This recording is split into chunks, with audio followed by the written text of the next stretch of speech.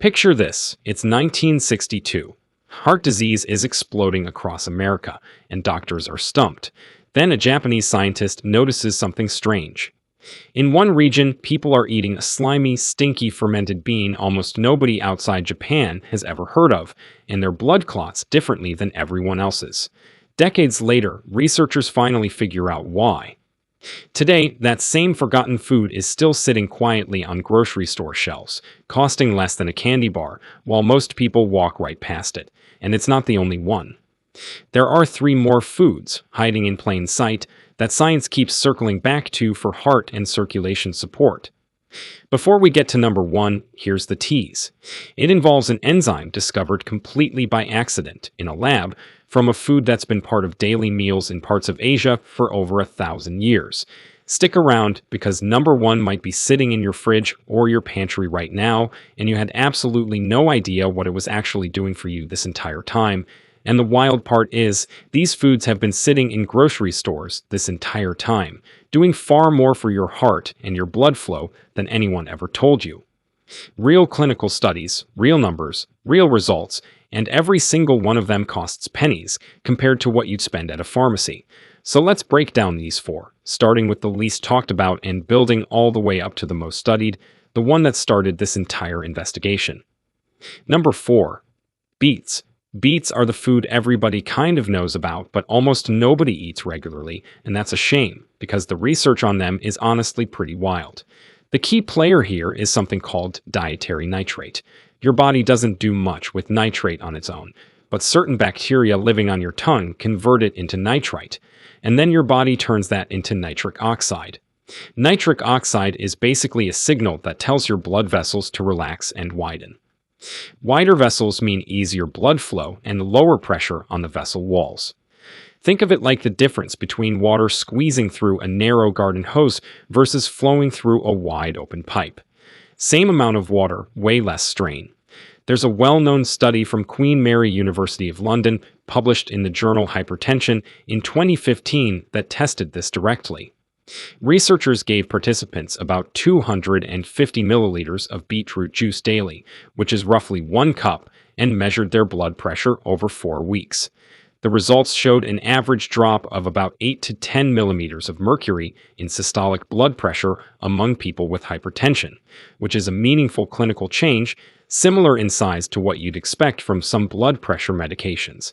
That's not a small effect. A separate study out of Barts and the London School of Medicine found that even a single dose of beetroot juice lowered blood pressure within just a few hours, with effects lasting up to 24 hours.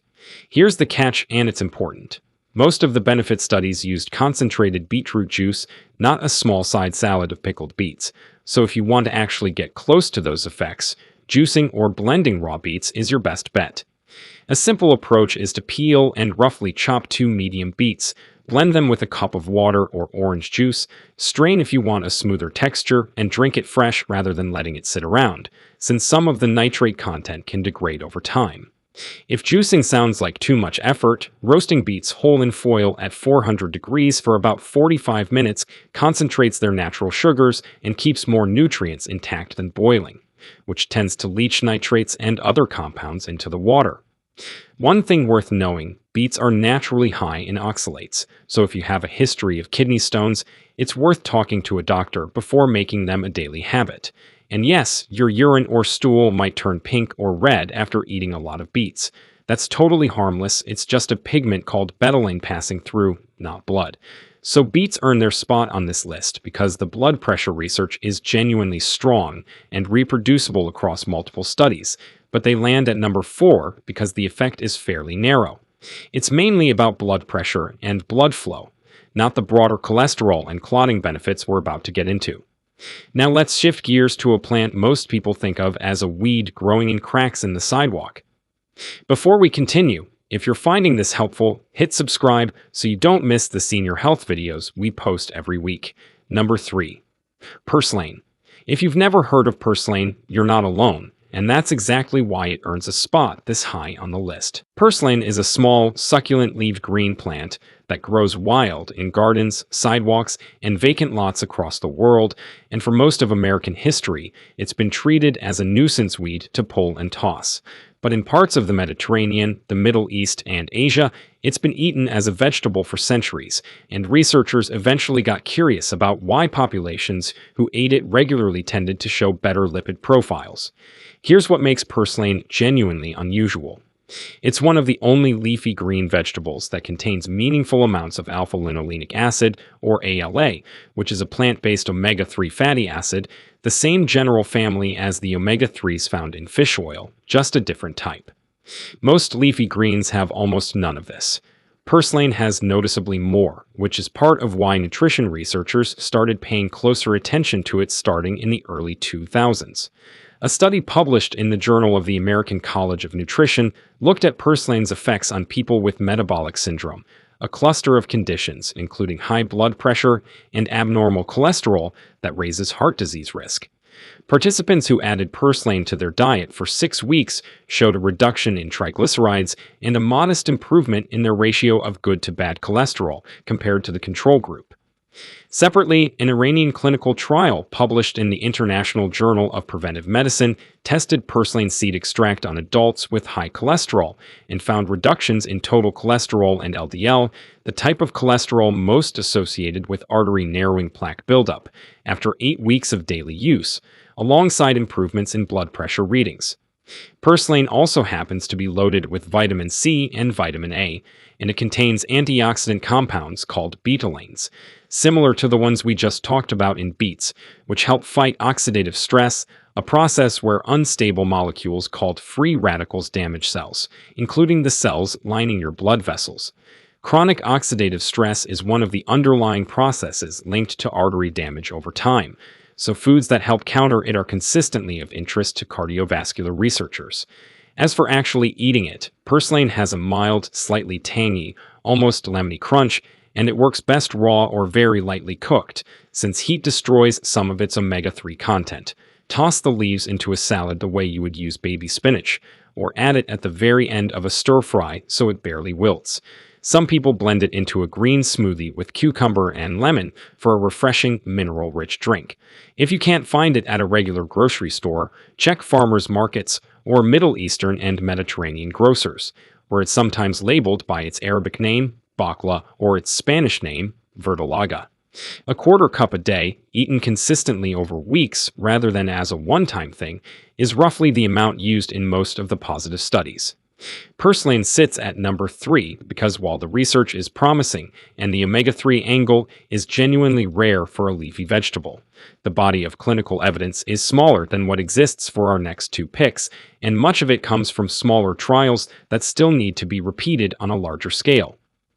Alright, let's move to a staple that's been a kitchen fixture in almost every culture for thousands of years, but most people have no idea how strong the clinical evidence behind it actually is.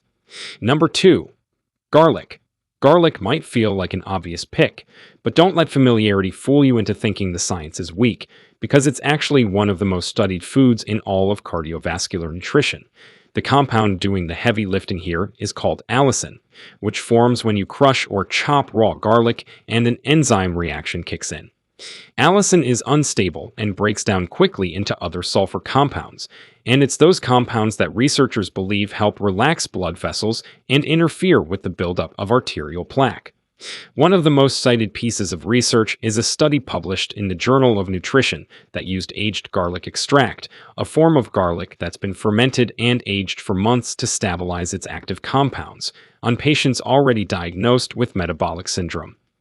Over the course of 1 year, the group taking aged garlic extract showed a significant reduction in the progression of coronary artery calcification, which is a direct measurement of plaque buildup in the arteries feeding the heart, compared to the placebo group, whose plaque continued progressing at a faster rate. That's a genuinely striking result because it's not measuring a blood test proxy, it's measuring actual physical plaque using CT imaging.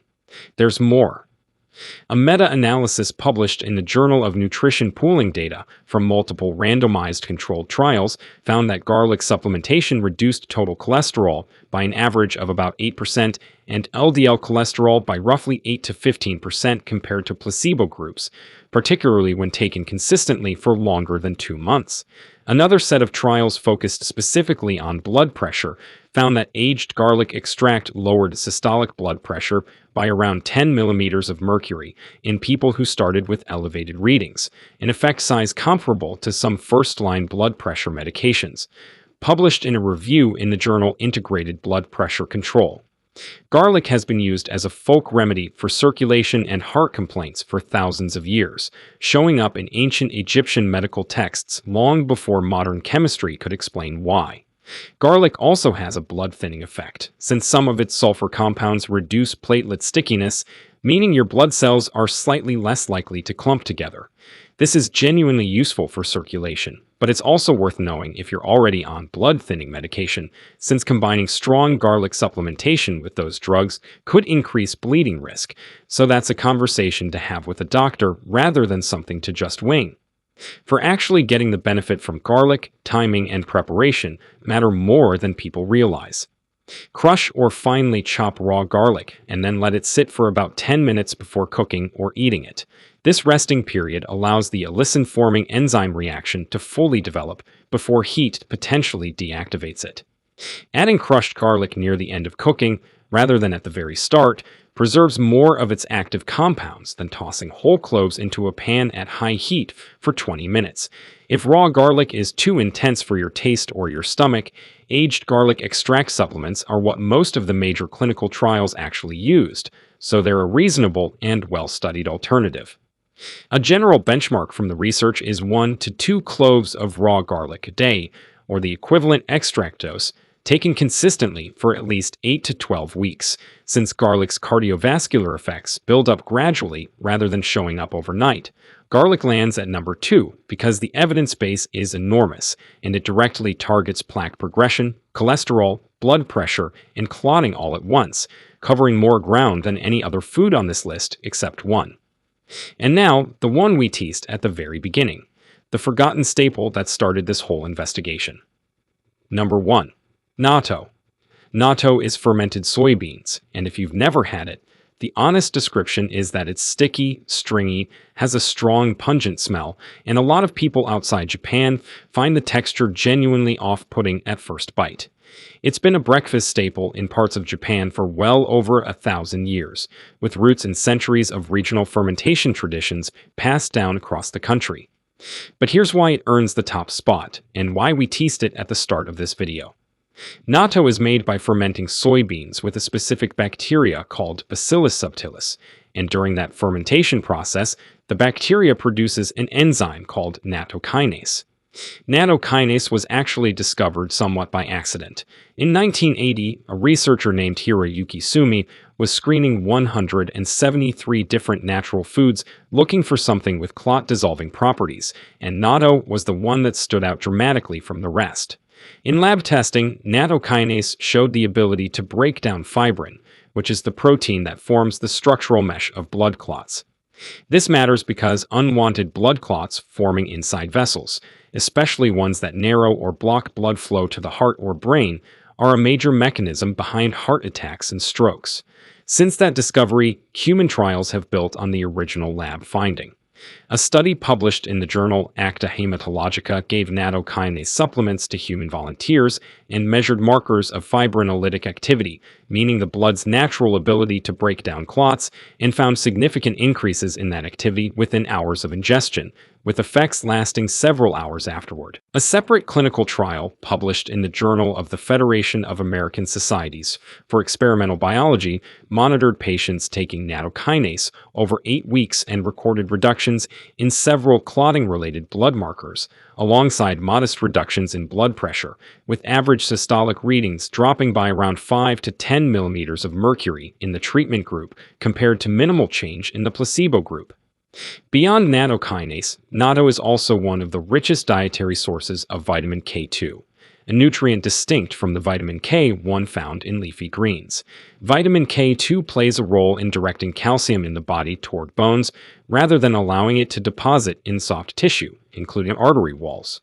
A long-running Dutch study called the Rotterdam Study, published in the Journal of Nutrition, followed thousands of participants over roughly 7 to 10 years, and found that those with the highest dietary intake of vitamin K 2 had a significantly lower risk of arterial calcification and a lower risk of dying from cardiovascular disease compared to those with the lowest intake.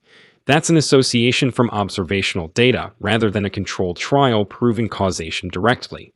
But combined with the mechanical explanation of how K2 regulates calcium, it's a compelling piece of the overall picture. If you want to try natto, it's typically sold frozen or refrigerated in small foam containers, often with a packet of soy sauce or mustard included in Asian grocery stores and increasingly in the international aisle of larger regular supermarkets. The traditional way to eat it is stirring it vigorously with chopsticks for about a minute, which actually increases the stringy texture, then mixing in the seasoning packet and eating it over a bowl of warm rice, sometimes topped with a raw egg or chopped green onion. If the smell and texture are too much at first, some people build tolerance by starting with small amounts mixed into rice or blended into a savory pancake batter, which mellows the flavor significantly. For those who genuinely can't get past the taste, nattokinase supplements derived from the same fermentation process are widely available and were what most of the clinical trials actually used to get consistent, measurable doses.